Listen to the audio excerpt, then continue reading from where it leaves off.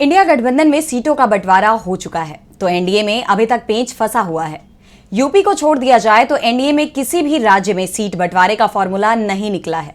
BJP ज्यादा सीटों पर लड़ने का दबाव बना रही है, जिस कारण से उसके सहयोगी नाराज दिखाई दे रहे हैं।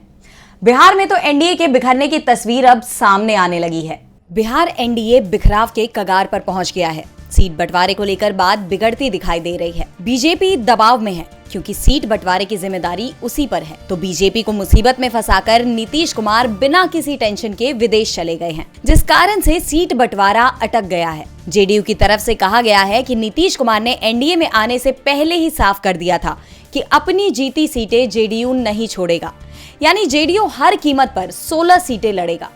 दूसरी तरफ चिराग पासवान ने भी अमित शाह से साफ कह दिया है कि हमें हमारी 6 सीटें चाहिए। चाचा पशुपति को अगर बीजेपी कोई सीट देना चाहती है तो वो अपने कोटे से दे, जबकि बीजेपी चाचा भतीजा दोनों को ही 5 सीटों में समेटना चाहती है।